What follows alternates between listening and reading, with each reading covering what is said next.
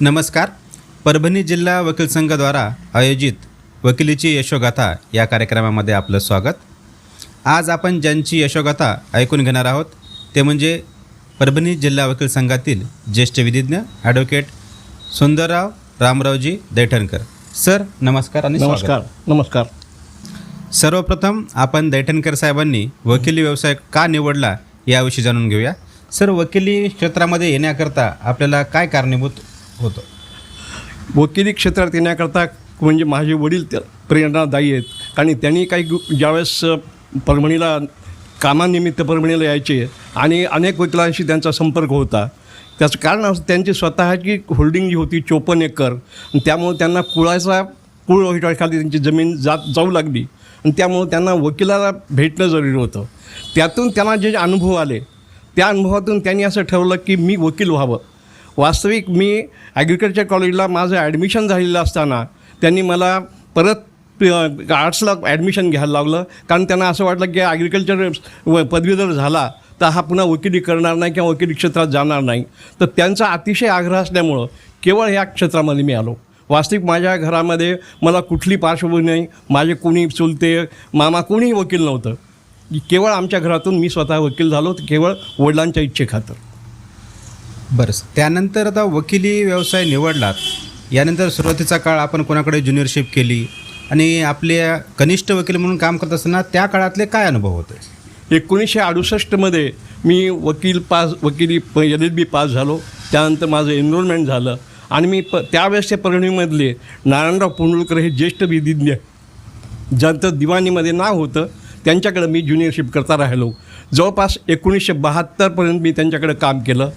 त्यावेळेस मला जे अनुभव आले की त्यांचं एक होतं की त्यांची ड्राफ्टिंग जी होती दाव्याची अतिशय उत्कृष्ट होती आणि त्यांच्या नियम एवढे कडक होते की ज्युनियरशिपमध्ये ज्युनियरनं सकाळी 7ला गेलं पाहिजे ऑफिसला, हा त्यांचा कटाक्षान नियम आम्हाला पाळावा लागत होता. त्याच्यानंतर संध्याकाळी 7 ते 11पर्यंत आम्ही बसायचं आणि ड्राफ्टिंग त्यांनी डिक्टेशन द्यायचं, आम्ही लिहून घ्यायचं. तर असं जवळपास 3 वर्ष असं झालं की शेवटी म्हणजे असं की तोंड त्यांचं ओढल्याशिवाय माझी पेन चालायची अशी इतकं मला सवय लागली गेली. आणि त्यामुळं नंतर मला वसंतराव पाटील जे ज्येष्ठ विधिज्ञ अतिशय प्रसिद्ध वकील होते परभणीचे, त्यांनी सांगितले की तुला खरं वकिली क्षेत्रात काम करायचं आहे, तू इतकं आहे, तुझ्यामध्ये स्पार्क आहे, तू आता काय कर की स्वतः ज्युनियरशिप सोडून दे आणि स्वतः प्रॅक्टिस कर. तर 1974पासून जवळपास मी मग स्वतःची प्रॅक्टिस सुरू केली. सर, 1968पासून आपण वकिली व्यवसायात आहात. इतक्या प्रदीर्घ कालावधीमधील वकिली व्यवसायातील आपल्या स्मरणात राहील अशी काही घटना की एखादं प्रकरण या अनुषंगाने आपल्याला काय सांगता येईल? 1968 ते 1925पर्यंतचा जवळपास 57 वर्षाचा प्रदीर्घ अनुभव जर पाहिला तर माझ्या जीवनामध्ये अनेक वकिली व्यवसायातले प्रसंग, न्यायाधीश वर्गासंबंध आलेले माझे संबंध, त्यांनी केलेले मार्गदर्शन, अशा अनेक गोष्टी माझ्या जीवनामध्ये येऊन गेल्या आहेत. आणि त्यामुळं की काही गोष्टीचा उल्लेख करणं मला जरुरी आहे की मी 1976ला पहिल्यांदा रिटर्न स्टेटमेंट दिलं एका हिंदू लॉच्या केसमध्ये सिटिंग असायला ॲडिनेशनचा दावा दिला होता. कोण वकील होते तर मी त्यांचं नाव सांगणार नाही, पण त्यांनी रिकोरिया पैशन्स त्याच्यामध्ये मागितलं. बाकीचं हिंदू लॉमध्ये काय की तुम्हाला लिगल नेसिटी नव्हती असं सिद्ध करावं लागतं आणि लिगल नेसिटी होती जे खरेदी करणाऱ्याला सिद्ध करावं लागतं. त्या दृष्टीने मी जे WS तयार केलं त्या WSची म्हणजे तारीफ म्हणजे आत्मस्तुती होईल ती, पण ते एका जजने केली की हा प्लीडिंग असायला पाहिजे तर अशी असायला पाहिजे. हा एक अनुभव. नंतर मी एक KN पाटील म्हणून इथं डिस्ट्रिक्ट जज होते, नंतर हायकोर्ट जज झाले. त्यांच्यासमोर मी सिव्हिलचे अपील चालवले. त्याच्यावेळेस त्यांनी काही ॲप्रिसिएशन दिलं. त्या अशा गोष्टी माझ्या लक्षात राहिलेल्या आहेत. त्यानंतर इथं व्यंकट संघवी म्हणून जज होते डिस्ट्रिक्ट जज, त्यांच्याकडून त्या काही गोष्टी ड्राफ्ट त्यांचे जजमेंट जे वाचता आलेत तर म्हणजे आपण त्यावेळेस त्यांचे काही पर्टिक्युलर शब्द होते म्हणजे विचारण्यासारखे की समजा इंजंक्शनचं अपील आहे, अलाऊ केलं त्यांनी. अलाऊ करताना त्यांचा शब्द अपील इज अलाउड, इंजंक्शन व्हॅकेटेड नाही हा शब्द यायचा, इंजंक्शन इज डिक्लॅम्प्ड हा शब्द यायचा त्यांचा. तर काही वकील जज लोकांचे आपल्याला त्यांची ड्राफ्टिंग, त्यांचं इंग्लिशचं कमांड, त्यांची भाषा याचा मला बराचसा म्हणजे माझ्या ह्याच्यावर परिणाम झाला. आणि सांगायचा मुद्दा असा की ज्यावेळेस मी आता प्रश्न तुम्ही विचारला, मी प्रॅक्टिस सुरू केल्यापासून परभणीमध्ये फक्त कोर्ट होते 4. एक डिस्ट्रिक्ट जज, ॲडिशनल डिस्ट्रिक्ट जज, सिनियर डिव्हिजन आणि ज्युनियर डिव्हिजन 4 कोर्ट होते. मी ज्यावेळेस 1968ला इथं आलो त्यावेळेस. त्यापैकी ज्युनियर डिव्हिजन कोर्ट जे होतं ते लिंक कोर्ट होतं. 15 दिवस इथं चालायचं, 15 दिवस जिंतूरला चालायचं. म्हणजे आणि कमालीची गोष्ट अशी की त्यावेळेस लिटिगेशन एवढं होतं, खूप भयानक काम असायचं आणि काम करणारे क्लर्कही तसेच होते, वकिलांचे तेच. आमच्या ज्यावेळेस मी नारायणराव पोंडुलकरच्या ऑफिसला होतो तर माझ्या ऑफिसमधून जवळपास 10 ते 12 दावे दाखल व्हायचे दररोज. एवढं लिटिगेशन दररोज एवढं काम होतं. तर हे जे आहे त्याच्यामुळं काय झालं की ड्राफ्टिंगची सवय लागली आणि त्याचा मला परिणाम असा मिळाला काय की मला सिनियरनं जे अप्रिसिएशन दिलं किंवा तुझी ड्राफ्टिंग चांगली आहे आणि त्या दृष्टीने मग मला एन्करेज होत गेलो मी आणि माझं काम पुढे सुरू ठेवलं. त्यानंतर ज्या मी काही गोष्टी अशा आहेत की मी सिव्हिलला म्हणजे आधी अटॅच नव्हतं, म्हणजे फक्त सिव्हिलचं ऑफिस होतं माझं. पण ॲमिकस क्युरीमध्ये मला काही वेळेस अपॉइंटमेंट मिळाल्या तर क्रिमिनल केसेसही मी चांगल्या चालवायचा प्रयत्न केला. ज्याचं ॲप्रिसिएशन जो मी आत्ता ज्यांचं नाव घेतलं KN पाटील त्यांनी सांगितलं. एक अशी याची केस होती, नाड ज्याला आपण नाळ म्हणतो, नाळानं बांधणे, स्ट्रँग्युलेशन. ते स्ट्रँग्युलेशन म्हणजे इलिशट कनेक्शनमधून एक बाळाला मारून टाकलं होतं. तर ते 302चा चार्ज होता.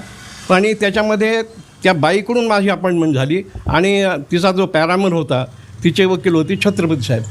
तर त्या ह्याच्यामध्ये मी मेडिकल एव्हिडन्सचा जो अभ्यास केला आणि ते प्रश्न विचारले त्याबद्दल त्यांनी मला ॲप्रिसिएशन केलं होतं. अशा काही गोष्टी आहेत की ज्याच्यामध्ये आपल्याला खरं म्हणजे जजेसनं जर आपल्याला काही ॲप्रिशिएट केलं तर वकिलाला ते एन्करेज होतो वकील आणि त्यामुळे तो काम करू शकतो, अशी माझी धारणा झाली.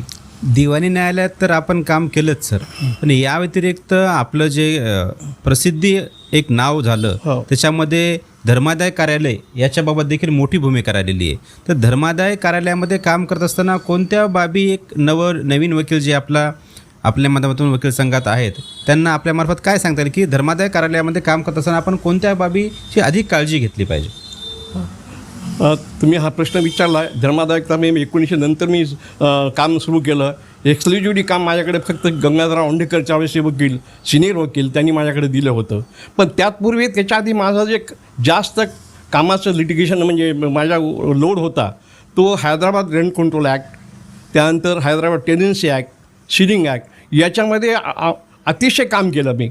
आणि ते काम करताना त्याच्यामध्ये काय की आपण काय वकिलामध्ये एक टेंडन्सी पाहिजे की आपण ज्यावेळेस म्हणतो ना की कोणत्याही कायद्याची प्रियम्बल जर तुम्ही वाचली तर तुम्हाला त्याचं स्पिरिट कळतं आहे. उदाहरणार्थ हैदराबाद रेंट कॉन्ट्रॅक्टमध्ये प्रियम्बल असं होतं, to prevent the unreasonable eviction of the tenant. Unreasonable eviction होऊ नये याची काळजी त्यांनी घेतली होती. त्या अनुषंगानं पाहिलं तर त्या हैदराबाद रेंट कंट्रोल ॲक्टमध्ये जे जजमेंट यायचे जवळपास टेनंटच्या फेवरमध्ये असायचे, म्हणजे प्रो टेनंट असल्यासारखा तो कायदा होता. आता नंतर जो आता महाराष्ट्र रेंट कंट्रोल ॲक्ट आला त्याच्यामध्ये लँडलॉला त्यांनी थोडी चान्सेस दिले. तीच पद्धत मी सांगतो की ही सीलिंग ॲक्टमध्ये, त्याच्यानंतर तुमचा हैदराबाद टेनन्सी ॲक्टमध्ये, हैदराबाद टेनन्सी ॲक्टची प्रियम्बल जी होती की actual tillers may be made the owners of the साईन, म्हणजे जे स्वतः कास्त करतात त्या जमिनीचे ते मालक झाले पाहिजेत. या उद्देशानं हे 2 जे कायदे आले त्याच्यातून जर आपण वकिलांना अभ्यास केला तर त्या दृष्टीनं तुम्हाला प्रॅक्टिकल ज्यावेळेस तुम्ही एखादं केस कंडक्ट करता त्यावेळेस तुमच्या लक्षात येतं की आपण कोण्या पद्धतीनं जायला पाहिजे, आपल्या पक्षकाराला आपण दाद कशी देऊ शकतो या दृष्टीनं मला एक. आता दुसरा प्रश्न तुम्ही जो विचारला की बॉम्बे ट्रस्ट ॲक्टमध्ये, बॉम्बे ट्रस्ट ॲक्ट हा कायदा आपल्याकडं म्हणजे तो कायदा आहे 54 पण आपल्याकडं फक्त एक ऑफिस कोणतं होतं, ट्रस्ट इन्स्पेक्टरचं.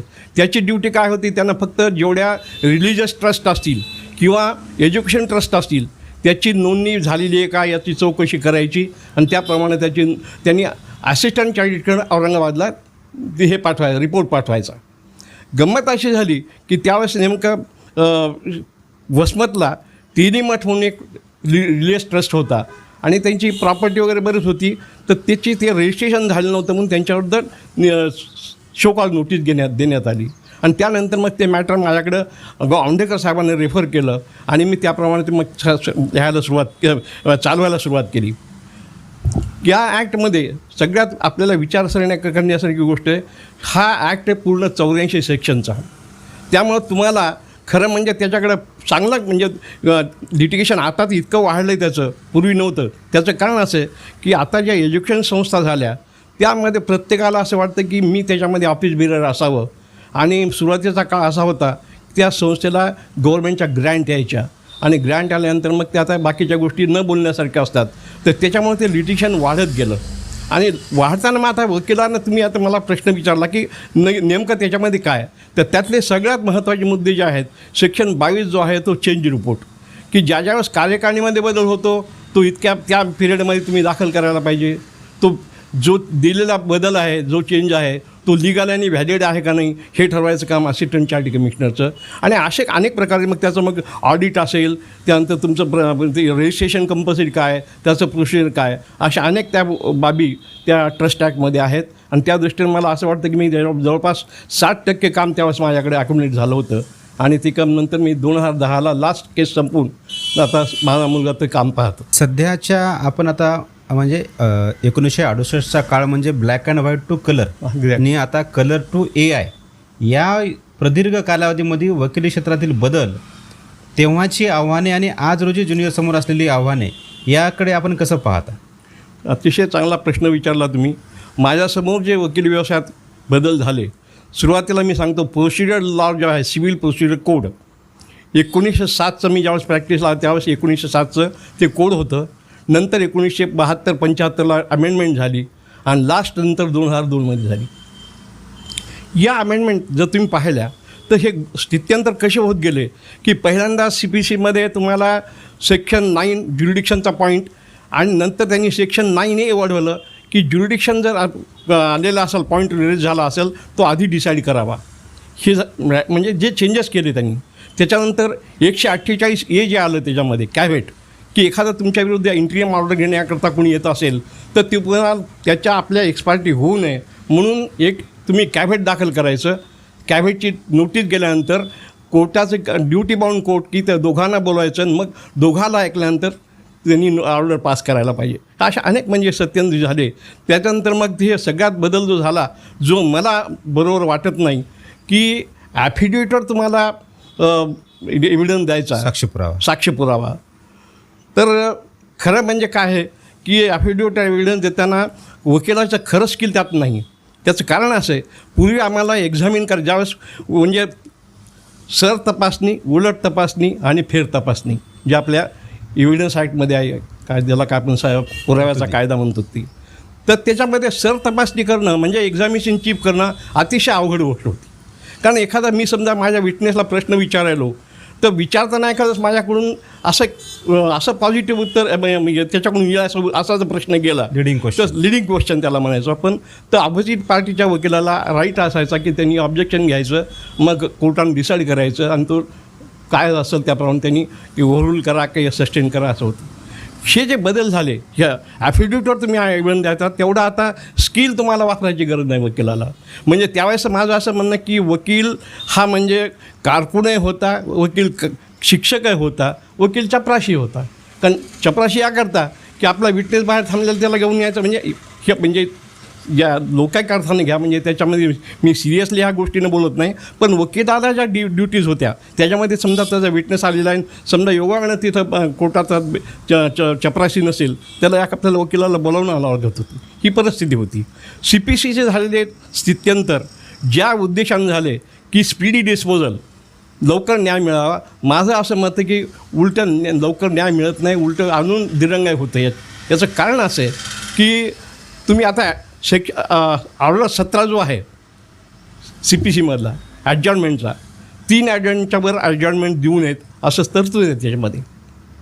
तर असं असताना किती ॲडजॉर्नमेंट देत जातात याचा आपण जर विचार केला तर त्याचं एकच मी उदाहरण सांगू शकतो की जे मी स्वतः दावा चालवला 2016 स्पेशल सूट नंबर 16/2000 जो 2024मध्ये डिसाईड झाला. म्हणजे 24 वर्ष तो दावा चालला. तर हे ज्या उद्देशानं लेजिस्लेचरनं हे कायदे आणले किंवा प्रोसिजर लॉमध्ये बदल केले त्याचं उद्दिष्ट सफल झालं असं मला म्हणता येते. आणि मी स्पष्ट बोलतो आहे कारण इतक्या दिवसाच्या प्रदीर्घ वर्षाच्या शिवाय सेवेनंतर किंवा प्रॅक्टिसनंतर मला हे माझं मत बंद गेलेलं आहे. कदाचित मी चुकायला शकतो असं माझं म्हणणं आहे. त्याच्यानंतर CPC जर खरं म्हणजे प्रोसिजर लॉ जर ज्युनियर वकिलांनी जर हे केला तर इतकं सोपं जातं तुम्हाला प्रॅक्टिस करण्याकरता. आणि त्याचं एक म्हणजे एक तुम्हाला एक विनोद म्हणून सांगतो की क्लर्क होते त्या काळातले, सदावर्ती म्हणून क्लर्क होता, त्यांनी सांगायचं CPC काय आहे. तर CPC त्यांनी सांगायचं आता ऑर्डर 7 प्लेंट आहे. तर plaint is bride whereas WS is bride groom. When certain documents are inserted issues are come out. आता तुम्ही विचार करा, त्याच्यानंतर मग ऑर्डर 5 खाली समज करणं म्हणजे इन्व्हिटेशन देणं लग्नाकरता. आणि मग नंतर ऑर्डर 19पर्यंत आपण जातो. तर हे CPC ऑर्डर तोंडपाठ होण्याकरता ही जे आम्हाला काय म्हणजे क्लर्क लोकांसुद्धा मार्गदर्शन मिळालं प्रॅक्टिसमध्ये, हे सुद्धा आम्ही भाग्य समजतो खरं म्हणून. कारण त्यांनी प्रॅक्टिसवरती इतके तयार राहिले होते प्रोसिजर लॉमध्ये, तर ह्या गोष्टी घेण्यासारख्या आहेत. त्याच्यानंतर आता सिव्हिल लॉमधलं तर बऱ्याचशा गोष्टी आता मी खरं म्हणजे एवढ्या डिटेलमध्ये जाणार नाही. आपण लॉ ऑफ लेक्सिकनवर पाहतो किंवा आपले हे डॉक्ट्रिन्स वेगवेगळे डॉक्ट्रिन्स आहेत. Doctrine of lis pendens, doctrine of merger, किती म्हणजे डॉक्ट्रिन ऑफ इस्टॉपल, ह्या गोष्टी ज्या आहेत तर ह्याच्या आपण अनेक म्हणजे प्रॅक्टिस करताना आपल्या ज्या ब्रीफ आहेत आपल्या त्याच्यामध्ये आपण त्याचा पुरेपूर उपयोग घेतला तर बऱ्याचशा केसेस डिसाईड व्हायला सोपं जातं. तर या दृष्टीनं माझं म्हणतं की ज्युनियरकरता माझा जाता मी संदेश देतो की त्यांनी प्रोसिजर लॉला जास्त अभ्यास करावा. त्याच्यानंतर आता एक CRPCचं तुम्हाला सांगणं जरुरी आहे की CRPCमध्ये मी जरी क्रिमिनल प्रॅक्टिस कमी केली असली तर CRPCमध्ये पहिल्यांदा 75मध्ये जी अमेंडमेंट आली त्याच्यामध्ये त्यावेळेस म्हणजे 3 टायर सिस्टीम त्यावेळेस सुरू झाली. म्हणजे आपल्या सिव्हिलमध्ये 3 टायर काय होतं, ज्युनियर डिव्हिजन, सिनियर डिव्हिजन आणि डिस्ट्रिक्ट जज. इकडं ज्युडिशियल मॅजिस्ट्रेट, नंतर चीफ ज्युडिशियल मॅजिस्ट्रेट आले, नंतर मग सेशन जज. पण यातलं सांगण्याचा उद्देश याकरता की त्यावेळेस 107 ह्या चॅप्टर केसेस, 145च्या चॅप्टर केसेस ह्या ज्यावेळेस चालत होत्या त्यावेळेस वकिलांनासुद्धा ती ब्रीफ मिळायचं, त्यांना काम मिळायचं. आज परत ही परिस्थिती अशी की ते दोन्ही चॅप्टर म्हणजे केसेसमध्ये मला वाटतं की अजून कोणी वकील जातो आणि ते केस चालवतो असं काही दिसत नाही. त्याचप्रमाणे लँड रेव्हेन्यूमध्ये करेक्शनच्या केस होती, त्या म्युटेशनचे अपील वगैरे तसं चालू आहेत, पण करेक्शन ऑफ एंट्रीचा सुद्धा दावा चालल्यासारखे केसेस चालायचे. हे असे म्हणजे वकिलीमधले अनुभव मी तुम्हाला जे सांगतो आहे ते म्हणजे सिव्हिलपासून ते रेव्हेन्यूपासून तुमच्या ते ट्रस्टपर्यंत मी सांगितलं तुम्हाला. सर, आपल्या एवढ्या प्रदीर्घ कालावधीच्या अनुभवातून आज जे कार्यरत वकील आहेत, नवीन येऊ घातलेले वकील आहेत, यांनी यशस्वी व्हावं या अनुषंगानं आपण त्यांना काय संदेश देऊ इच्छिता? सध्याच्या वकिलावर खरं म्हणजे फार मोठी जबाबदारी आहे आणि तेवढं त्यांना जास्त रिलीफ आहे. याकरता आहे की नवीन जे डिव्हायसेस आलेले आहेत की ऑनलाईन तुम्ही हे प्लीडिंग करायच्या, तर त्यामुळे तुम्हाला ड्राफ्टिंगचं काम राहिलं नाही असं मला वाटतं आहे.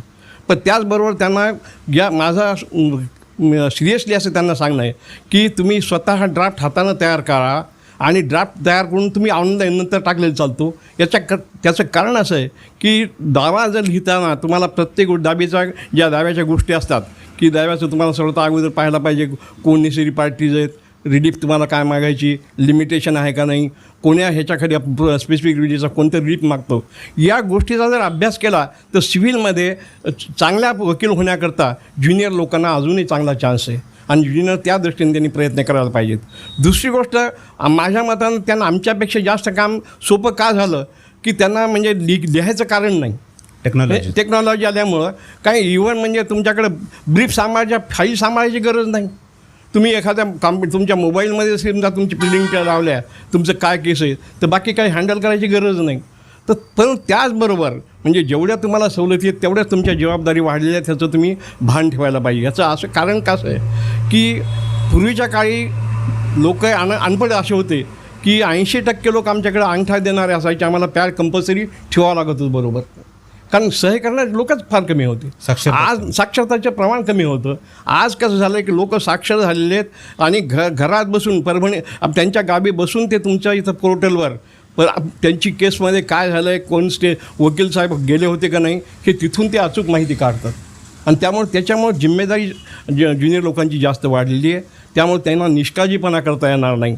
आणि त्याचबरोबर हा व्यवसाय माझ्या दृष्टीने इतका सुंदर व्यवसाय, ज्याला नोबल प्रोफेशन ऑफ मॅनकाइंड म्हणलेलं आहे की त्या उदात्त ज्या भावनेनं जर तुम्ही केला आणि कुठल्या म्हणजे तुम्ही जर म्हणलं की आल्याबरोबर मला पैसे मिळावेत, तर ती जर तुम्ही दृष्टिकोन थोडा बाजूला ठेवला तर आयुष्यात तुम्हाला कधी कमी पडणार नाही. असा इतका चांगला व्यवसाय, पण तो ऑनेस्टली केला पाहिजे, पक्षकाराचं समाधान झालं पाहिजे, या दृष्टीनं ज्युनियर लोकांनी काम करावेत.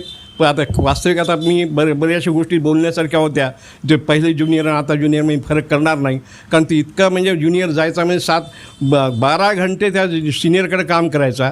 आज ज्युनियर मला कुठे दिसत नाही कोणा सिनियरच्या ऑफिसला अटॅच झालेला आहे आणि तो 2-3 घंटे काम करतो किंवा रात्री जाऊन काम करतो, असं काही दिसत नाही. त्या दृष्टीनं अजूनही ज्युनियर लोकांना चांगला स्कोप आहे. वेगवेगळे ॲव्हेन्यूज आहेत आता. खरं म्हणजे कोर्टाची तुमची कंझ्युमर कोर्ट वाढले, त्यानंतर अजून बरेचसे कोर्ट आहेत ज्याच्यामध्ये तुम्हाला काम करता येईल. पण त्याचा तुम्ही अभ्यास केला पाहिजे आणि त्या अभ्यासानं बारकाईनं अभ्यास केला तर तुम्हाला निश्चित चांगला स्कोप आहे. आता इतका मोठा प्रदीर्घ कालावधी आहे, त्या अनुषंगानं जुन्या काळातल्या काही आपल्या आठवणी आपल्याला सांगता येतील का? हां, मी ज्यावेळेस प्रॅक्टिसला आलो 1968ला, त्यावेळेस वकिलांची स्ट्रेंथ जवळपास फक्त 68 होती. आणि सांगण्याची गोष्ट अशी की ज्यावेळेस मी आलो त्यावेळेस मामा लोणीकर म्हणून सेक्रेटरी होते, ते जवळपास 18 वर्ष सेक्रेटरी होते. त्याच्यानंतर त्यांचे सूत्र माझ्याकडे आले, मी 12 वर्ष सेक्रेटरी राहिलो. नंतर मग काही दिवस उपाध्यक्ष राहिलो आणि 1993मध्ये अध्यक्ष झालो. पण त्याच्या आधीच्या आठवणी अशा आहेत की इतका तुमचं वकील लोकांची संख्या कमी असल्यामुळं किंवा एखादा चांगला कार्यक्रम झाला सेंड ऑफचा, दिवस समारंभाचा, तर त्या आपलं जे जुनी बिल्डिंग होती त्या ठिकाणी सगळे भोवताली जमायचे आणि मग त्या ज्यांना सेंड ऑफ आपण देतो आहे ते त्यांच्यासमोर सगळ्यांचे फोटो काढायचे. हे जवळपास 20 वर्षापासूनचे फोटो माझ्याकडे उपलब्ध आहेत. तर हा फोटो आहे. म्हणजे एका फोटोच्या फ्रेममध्ये बसतील एवढे सर्व संबंधित म्हणजे एवढी कमी संख्या असण्याच्या कालावधीमध्ये सरांनी हे काम केलेलं आहे. त्याच्यानंतर मी 93मध्ये जे काम केलं अध्यक्ष म्हणून, त्यावेळेस आम्ही एक मोठा कार्यक्रम घेतला होता. बग्यानी साहेब डिस्ट्रिक्ट जज होते, तर त्यावेळेस तिथं हुंडा प्रतिबंध कायद्याखाली तर ॲग्रिकल्चर कॉलेजचे सगळे लोक त्यावेळेस आले आणि त्याच्या मागल्या साईडला आम्ही कार्यक्रम घेतला. तर त्यावेळेस तिथं आम्हाला शपथ घ्यायला लावली. त्याचा हा एक फोटो आहे. उभयताला दोघाला बोलविलं की आम्ही हुंडा घेणार नाही. सर, न्यायालयीन कामकाजाव्यतिरिक्त आपण आपल्या सहकारी वकिलाविषयी व आपले छंद हे आपण कसं जमवलं याविषयी आपल्याला काय सांगता येईल? मार्गदर्शन तर याकरता करणार, कारण मला स्वतःला कुठलीच कला येत नाही. परंतु माझं एक स्वतःचं असं आहे की ज्यावेळेस मला सगळ्यात उल्लेख करायचा राहिला की ज्यावेळेस सिनियर लोक ज्यांचे आपण नाव घ्यायला पाहिजेत, बनशीला शर्मासारखे, गंगाधरराव औंढेकर, वसंतराव पाटील, ज्याचं सगळ्यात जास्त मी प्रभुप्पा कापसेला मानतो, या लोकांचं काय होतं, हे काम वकिली जे करायचेच, पण त्याबरोबर यांना म्हणजे त्यावेळेस परभणीमध्ये संगीताचे उत्सव असायचे, संगीत महोत्सव, नाटक महोत्सव, अशा अनेक कार्यक्रमाला हे लोक अटेंड यायचे. इतके काम करूनही यायचे, एवढी त्यांची हे होती. मग त्यातल्यात वसंतराव पाटलाच आपण वारंवार त्यांची आठवण राहिली पाहिजे की परभणीमध्ये जी चळवळ त्यांनी चालवली, म्हणजे मग वेगवेगळे साहित्य संमेलन झाले, संगीत संमेलन झाले, नाट्य संमेलन झाले, त्याच्यामुळे ते अग्रेसर होते. आणि त्यांच्याबरोबर आपला अशोक सुनी, तुमचे सिनियर, ते सुद्धा बरोबर काम करायचे त्यांचे. आणि त्याच्यामुळं ह्या ज्या गोष्टी आम्हाला त्याच्यामुळं फक्त मी अटेंड करायचं आणि एक आवड निर्माण झाली. पण व्यक्तिशः माझी स्वतः मला छंद झाला तो फक्त एकच आहे की मला अध्यात्माची ओढ म्हणजे माझ्या वडिलापासून मला ती मिळालेली आहे. आणि इथं योगायोगानं चिंतामणी मंदिर वसमत रोडला झालं, त्याला 27 वर्षे व्हायलेत. त्याचं मॅनेजमेंट मी स्वतः पाहतो आणि वार्षिक उत्सव तिथले आहेत. मग बरेचसे कार्यक्रम वर्षामध्ये आम्ही त्या ठिकाणी राबवतो. बरेचसे लोक जमतात. सामूहिकरित्या आम्ही आपलं प्रार्थना करणं, सामूहिक जप करणं, त्यानिमित्तानं सगळे लोक एकत्र यावेत आणि ह्या उद्देशानं ते काम चालू असते. दुसरी गोष्ट, मग आता हे म्हणणं बरोबर नाही की मी अनेक वर्षे गुरुचरित्र पारायणाकरता आम्ही आपल्या सगळ्या वकील लोकांना गेट टुगेदर व्हावं या दृष्टीनं मी बोलावित होतो. 2024मध्ये मला एक अशी प्रेरणा मिळाली आणि ज्ञानेश्वरीचं लिखाण पूर्ण ज्ञानेश्वरी हस्तलिखित करून ठेवली आणि तिचं एक समर्पण करून आलो मी आळंदीला जाऊन.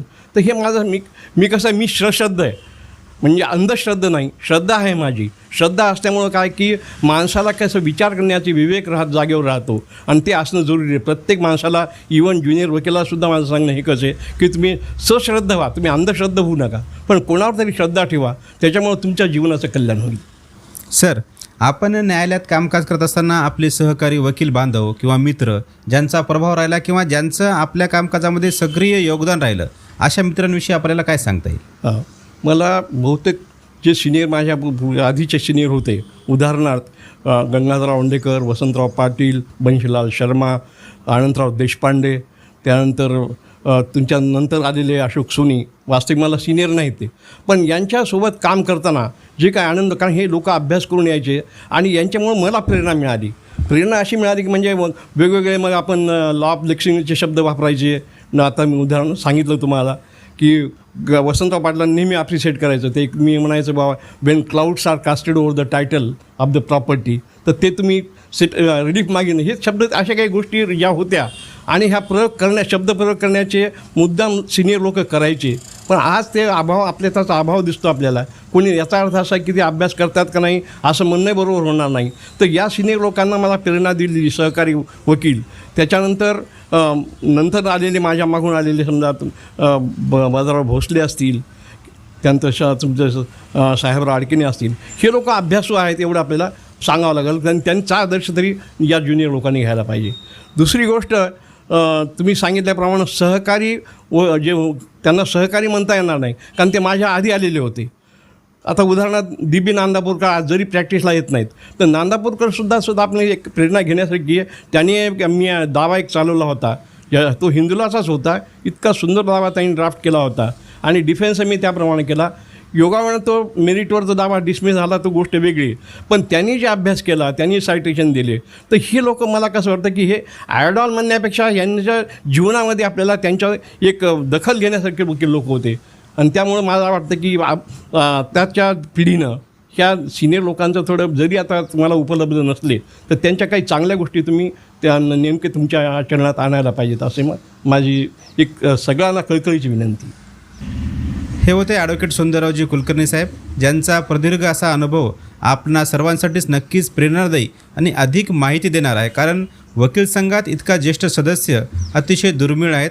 सर, आपण परभणी जिल्हा वकील संघाला वेळ दिला त्याबद्दल आपले आभार. धन्यवाद. तुमचेसुद्धा धन्यवाद. तुम्ही येऊन मला विचारलं आणि माझ्याकडून माझे काही थोडेसे जे अल्पज्ञान आहे, अनुभव आहे, तो लोकांना कळावा या दृष्टीने तुम्ही आलात, याबद्दल तुमचेसुद्धा धन्यवाद. धन्यवाद सर.